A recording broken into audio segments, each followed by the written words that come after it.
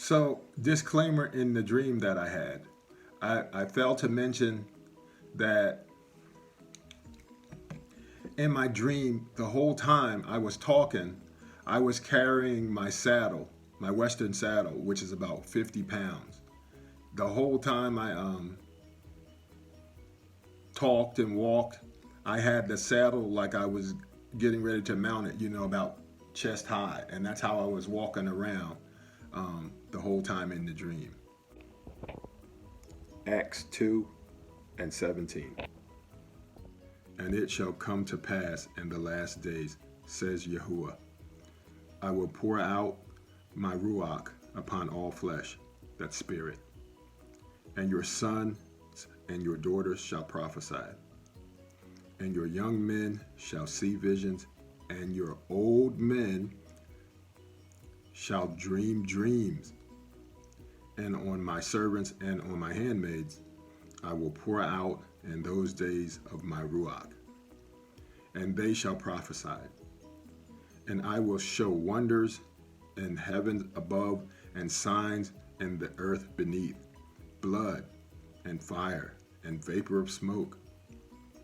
The sun shall be turned into darkness and the moon into blood before the great and terrible day of Yahuwah come. And it shall come to pass that whosoever shall call on the name of Yahuwah shall be saved. Revelation 6. And I saw when the Lamb opened one of the seals, and I heard as if were the great noise of thunder, one of the four living creatures saying, Come and see. And I saw, and behold, a white horse, and he that sat on him had a bow, and a crown was given unto him, and he went forth, conquering and to conquer. And when he had opened the second seal, I heard the second beast say, Come see. And there went out another horse that was red, and power was given to him that sat thereon to take peace from the earth, and that they shall kill one another. And there was given unto him a great sword.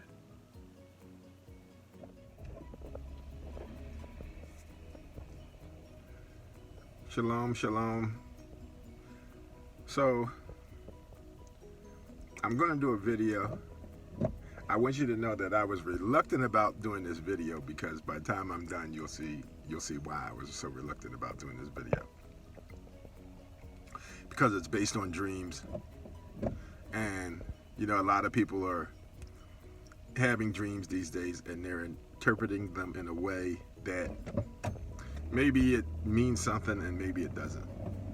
But the fact that I had these dreams weeks ago and I still remember them like they were yesterday is really kind of auspicious, because usually if you don't write your dreams down or if you don't speak about them right away, you forget them. So I've had these dreams weeks ago. So all right, and like I said, you'll see why I was reluctant about doing these videos. So first dream. Okay, so now let me start like this. I had a dream, and both of these dreams woke me up in the middle of the night, like about 3 o'clock in the morning.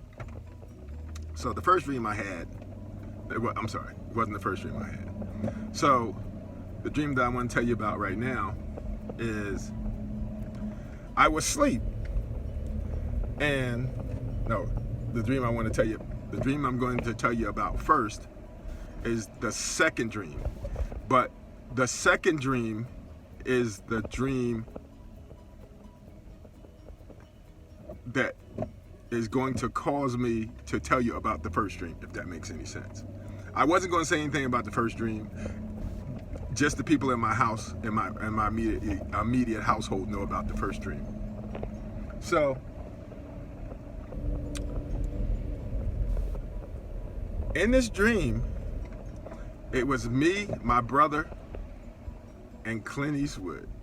So, and Clint Eastwood was in his Western gear, you know, the brown hat, the scarf, his brown clothing, like you see in most of his videos. And in my dream, he was, well, I'm like 6'8", and he was at least 1.5 feet taller than me. He never spoke. He never spoke.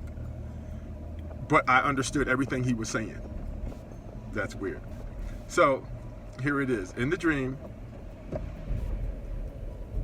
me and my brother, we were walking up a hilly street. It was a hilly street, and we were walking up the street. I was on the side closest to the curve, and me and my brother were walking up. So coming down the street was this figure, and so we were walking. When we met up, it was Clint Eastwood. And like I said, he was like easily 1.5 feet taller than me. I was looking up to him. And so was my brother, and we were both cheesing from ear to ear because it was our childhood hero in all the Westerns. And so, sure enough, I'm talking to him. My brother never says a word either, but I look at him, and he's cheesing from ear to ear as well. Clint Eastwood's got that look like he's getting ready to do something. So, sure enough, I say, wow. I was like, I was talking about horses with him. I said, I love your movies. I always loved your movies. I said, and from time to time, they even give you some decent horses to ride. That makes sense because if you know me, I train horses. And I said, man, they give you some really good horses to ride in some of your movies. And he's just standing there. He's just standing there listening to everything I said. And I said, yeah, that one horse that they gave you in that movie was a really nice one. And he says, he never said any word. He's just looking at me. He's just standing there. And I said, yeah, I can't remember the name of the movie. Oh, what was the name of that movie with that horse? And I remember thinking that it was a red horse. I was like, what is the name of that movie with that red horse you were riding on? And as soon as I said that, we all crossed the street. Now remember, he was going down the hill, and me and my brother Paul were going up the hill. We all crossed the street together, and when we crossed the street, we all started to walk in the direction that he was going, down the hill. And I says, no, I'm not going to disagree with you because, like I said, you're my childhood hero. If you say that, then that must be what it is. Because I was trying to figure out which movie he was riding when I saw him on this red horse. And he, like I said, he never said a word, and I understood that he wasn't on the red horse, and that's what made me say, okay, I'm not going to go against what you're saying. It must be whatever it is. I said, but what was the name? I said, that guy was in that movie, and I can't think of the name of the guy that you were acting with, but his name in the movie, he had a funny name in the movie. So, as we're walking down the hill, me, Paul, and Clint Eastwood, he never says a word. And then I said, I can't think of it. I said, but as soon as you leave, I know I'm going to remember the name of the movie. And then that's going to be talking about the horse that you were riding. And we were all walking the same speed. He never said a word. And then he started going forward. Like, we were all walking the same speed, and we couldn't keep up with him. He started outpacing us down this hill, moving forward, going forward. and we couldn't keep up with him.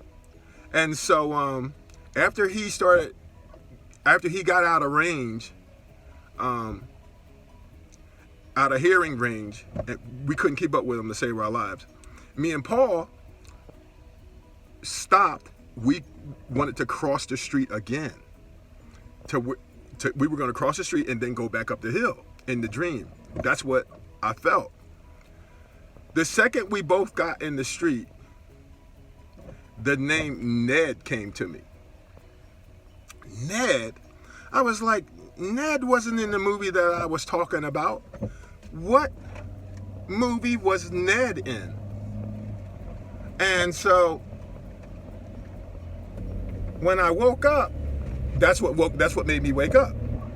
So I woke up and I was like, what movie is he talking about Ned was in? So it popped into my head that the movie he was talking about with this guy named Ned, he was riding a white horse or a gray horse. And so when you read Revelations, there's some significance about the horses that are going to be ridden before Armageddon starts. And although I thought he was riding a red horse, he showed me and told me that he was riding a gray horse or a white horse.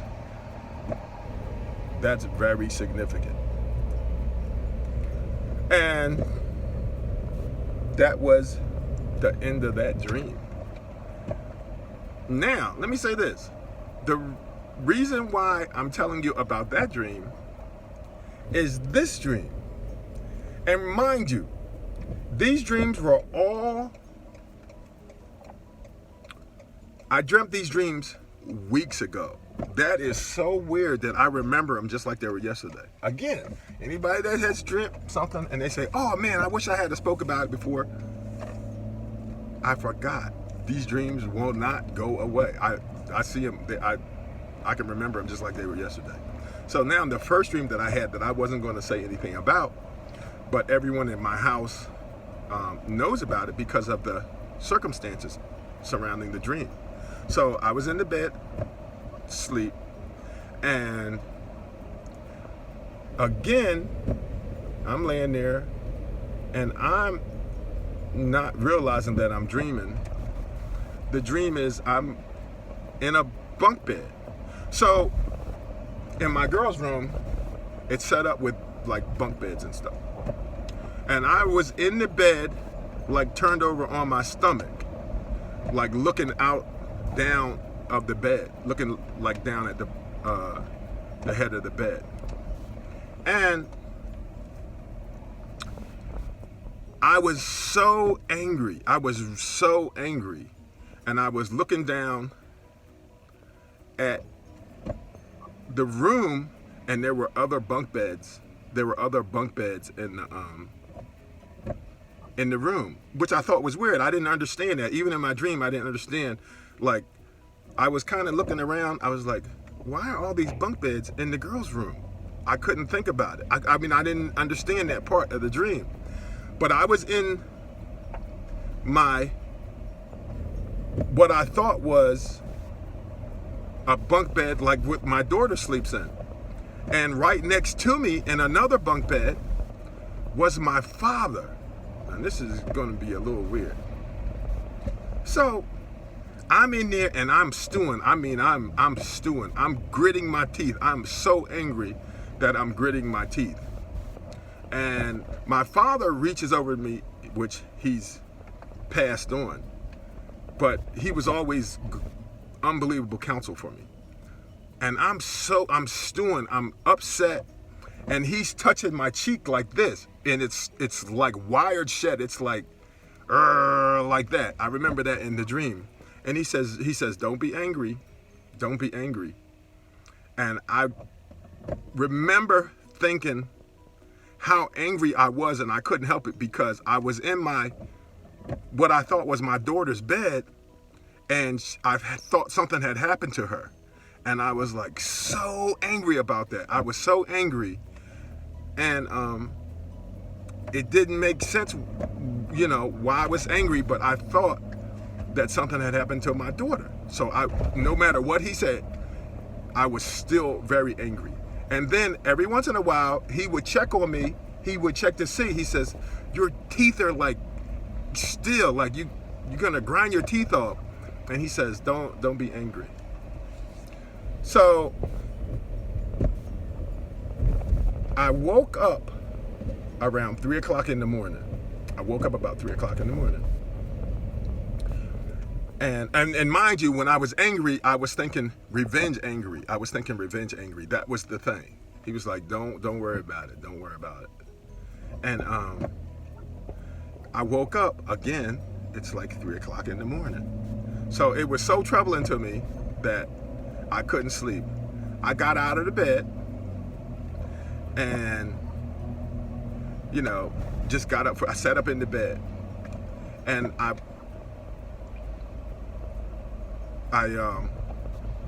sat up in the bed, and then I eventually went downstairs because I didn't want to wake Andrea up.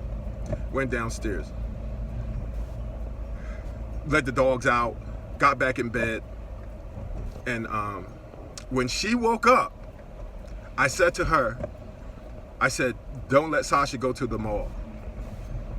Those are the words that came out of my mouth. I said, don't let Sasha and Shayla go to the mall today. I said, today is not a day that they should be going to the mall. And then I went back to sleep. When I turned the news on,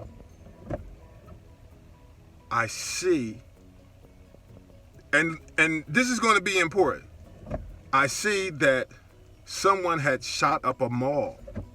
And I was like, oh my goodness. I was like, maybe that's why I had that dream. I was like, a lot of people say I have some kind of, sixth sense.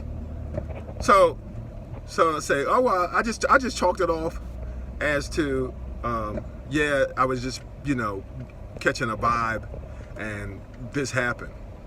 So sure enough, I'm looking at the news. The news starts pouring in. And sure enough, it was a soldier.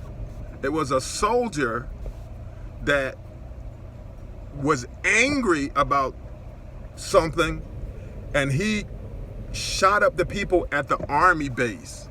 He shot the people up at the army base, and then he went to the mall to continue his shooting spree. So now, this is where all of this really gets weird. When I think back in the dream, I wasn't in my daughter's room. I wasn't in my daughter's room at all. I was in a barracks. That's why I saw all the other bunk beds. I saw all the other beds because I wasn't in my daughter's room. I was in a barracks with all those bunks lined up. And that was like, wow, are you kidding me? That was a barracks? And the fact that I was laying there just stewing, I was stewing over something. So basically, I was in the mind frame of the shooter of that when he murdered those people at the base, and then he took it to the mall. He must have been laying in that bed just thinking, revenge, revenge, revenge. Got up, he shot someone at the base, and then he took his shooting spree to the mall. Unbelievable. And that was exactly what happened in my dream. And I had no idea. The only thing in the dream that I couldn't make sense of was all these additional beds in the room. I was looking around, I was like, why are all these beds in here? Why are all these beds in here? And then I would go back to being, just uncontrollably angry at the situation. But in my dream, because I thought I was in my daughter's room, I was looking down. I thought I was looking down out of her bunk and thinking that something had actually happened to her. And that's what was making me so angry. My wife will tell you that The first thing I said to her that morning when she woke up was, don't let the girls go to the mall. That night, that whole incident had been taking place. And somehow or another, I had kind of maybe channeled into it and knew what was going on at the same time, or so that it was happening, or shortly after, or whatever, or however it woke me up. I don't know what the time frame was, the time zone and all that other stuff, but that's what woke me up. So you can see why I was reluctant about sharing these dreams. But the fact that I still remember them weeks later is just, and I prayed on it. I did pray to the Most High whether or not I would just let, just let everyone know that I had these dreams, and that's it. So thanks for listening.